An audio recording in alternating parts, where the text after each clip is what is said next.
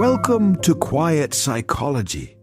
If you're here, I'm going to assume you're wrestling with one of the oldest questions the human heart can ask. The question that has pulled poems out of silence and turned longing into music. Is this the right person? We're handed a story early in life, a glossy, comforting fairy tale. It says that when the one arrives, everything suddenly gets easy. The sun feels brighter. The world becomes kinder. Every puzzle piece clicks into place like magic. We're told you won't argue, that they'll always understand you, that they'll complete the missing half of you. And so we walk around with that enchanted map in our pocket, scanning faces, searching for a flawless being who will make life smooth. But what if that map is wrong? What if the truest signs your soul is looking for don't show up in comfort, but in the roughest waters?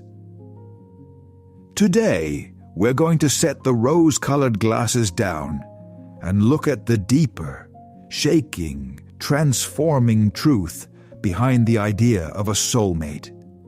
And the compass for this journey will be one of the boldest explorers of the inner world, Carl Gustav Jung. Because Jung reminds us of something modern love stories often forget. Love is not a comfort zone.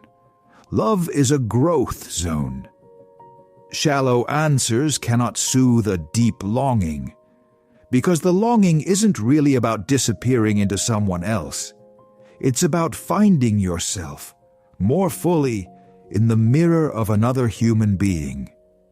And that process isn't usually soft. It's not always a gentle embrace. More often, it's like sacred sculpture. Two souls colliding, grinding down sharp edges, shaping each other through heat and truth, until something more whole begins to emerge. So let's look beyond the fairy tale and talk about the real signs, strong, unsettling, and honest, that life uses to point you towards someone who matters. 1. The first sign: sacred discomfort. The first sign life sends is powerful and deceptively confusing. A feeling of sacred discomfort. Contrary to popular belief, the right person doesn't always wrap you in comfort like cotton and keep you there. Yes, around them you may feel something like coming home, an unexplainable familiarity, a deep sense of recognition. Jung would call this the whisper of anima or animus projection, the psyche recognizing an inner image it has carried for a long time. But right beside that warmth, sometimes even louder, you feel something else. You feel shaken. This person hits the walls you've spent years carefully building. They challenge the rigid definitions you've used to describe yourself. They disturb the neat little garden of your comfort zone and turn the soil over. And suddenly, you're asking questions you've avoided for years. In some traditions, a Zen teacher uses surprise to wake a student from mental sleep, a sudden jolt to break the trance of autopilot. Not to harm them, but to interrupt the illusion. In a similar way, this person becomes a wake-up call for your soul. This is not toxic discomfort. This is not humiliation. This is not someone shrinking you with cruelty or dismissing your value. No, this is discomfort that invites you to grow. It stirs potential that has been sleeping inside you. It calls up parts of you that were buried under, "I'm just not that kind of person." After you meet them, you can't keep living the same way.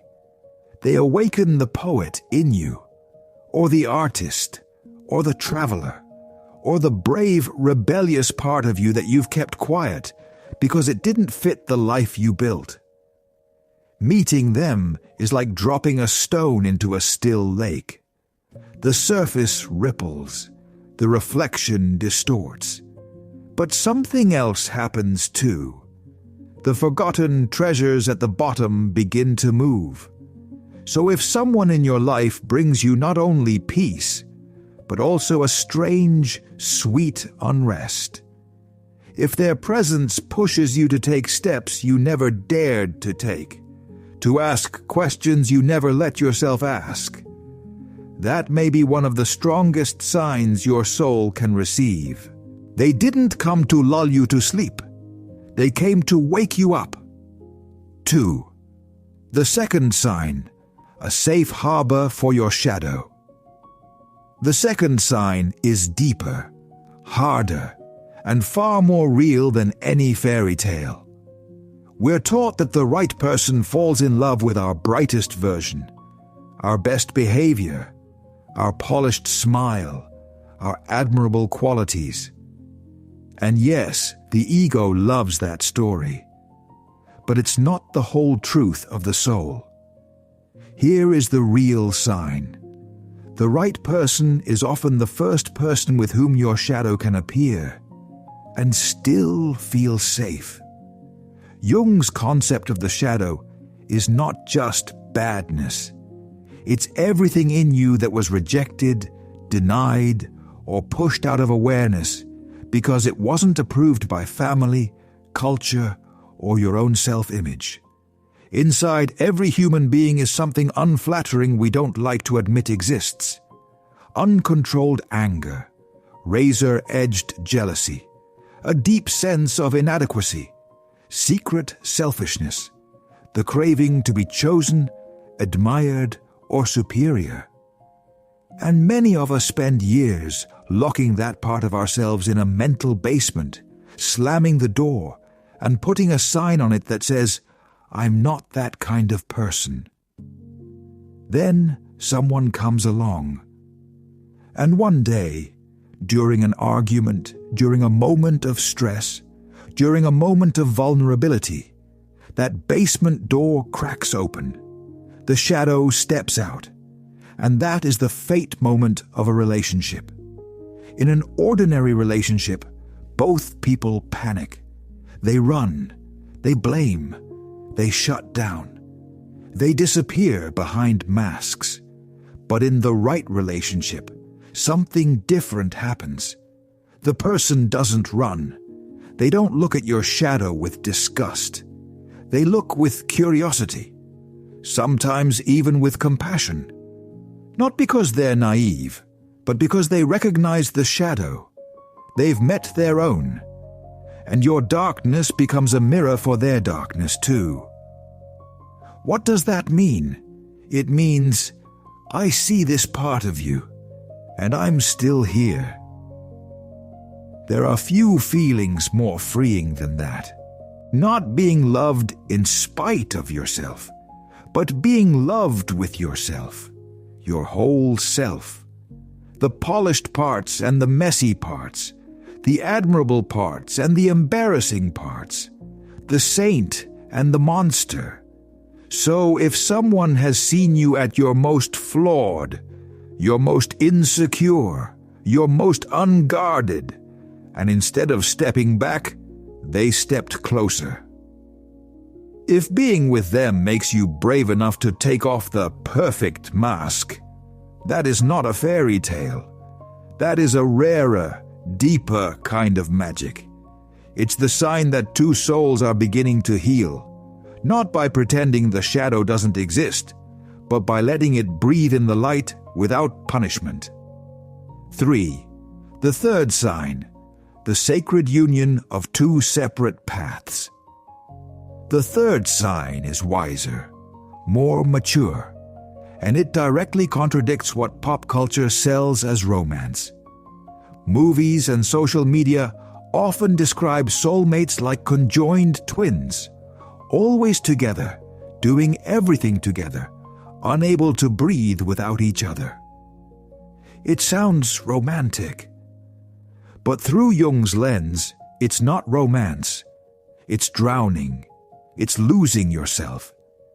And it's the opposite of what Jung believed love should support: the journey of individuation, becoming who you truly are. So here is the healthiest sign life can send. The right person honors your individuality. They respect your solitude. They support your personal path.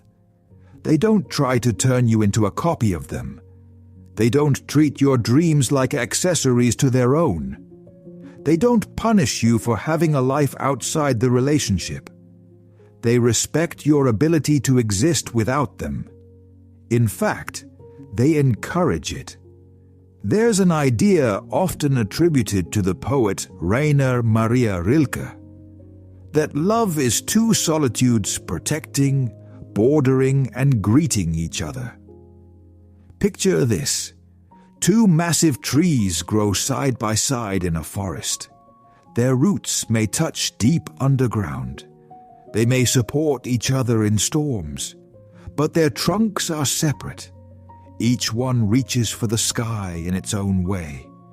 Each one spreads its branches freely. Each one takes in its own sunlight. Neither becomes weak by living only in the other's shadow. That is a mature relationship. Not two halves searching for completion, but two whole people choosing to walk forward together. So if the person in your life supports you, having your own friends, your own passions, your own space, if they don't interpret your growth as abandonment, if your success doesn't threaten them but makes them proud, if you can feel both the warmth of we and the freedom of me at the same time, that is love in one of its most enduring forms, the deeper secret behind who is the right person. Now bring these signs together, and we arrive at the deeper truth. The right person is not a magic wand that makes your problems disappear. They are not a savior who rescues you from yourself. They are not a flawless solution. Number. The right person is something far more serious. The right person becomes your greatest catalyst for individuation. They challenge you. They provoke you. They hold space for you. Not so you can be rescued, but so you can become the hero of your own life. The relationship is not a destination. It's an alchemical laboratory. In that laboratory, two souls transform. Through heated conflict, tender acceptance, painful honesty, and liberating distance. What is heavy and rigid in the ego, the lead, can begin to turn into something integrated and luminous, the gold of the self. Do you feel what that means? The real question isn't just, how do I find the right person? The real question is, when you meet them, when life sends you the signs, will you have the courage to enter the difficult, sacred process of transformation? That's why life sends these signs, sacred discomfort, because you need to grow. A safe harbor for your shadow, because you need to integrate. Respect for two separate paths, because you need to be free. These signs don't mean the person is perfect. They mean the journey with them may be real, necessary, true. And now, as we reach the edge of this conversation, I don't want to hand you a neat formula. I want to offer you an invitation. Stop searching for a savior outside yourself. Let go of the fantasy that someone will arrive and complete you. Instead, turn inward. Meet your own shadow. Commit to your own individuation. Break down your own walls. Wake up your own sleeping potential. Because when you become whole within yourself, the person you draw into your life will be someone who reflects that wholeness, respects it, and can fly higher beside you. Not as your missing half, but as your equal. And then you understand something quietly stunning. The greatest love story isn't about finding someone else. It's about finding yourself more deeply, because someone else's presence finally called you awake. If these words touched something in you, let this space become a witness to our sacred journeys. In the comments, share how you knew someone was a sign, not by the rules of pop culture, but by the signals of your own soul. What sacred discomfort did you experience? What shadows did you make peace with? Let our stories become lanterns for other souls walking this difficult, beautiful path. The courage to be yourself is enough to pull your greatest love toward you. May your wholeness and your love endure.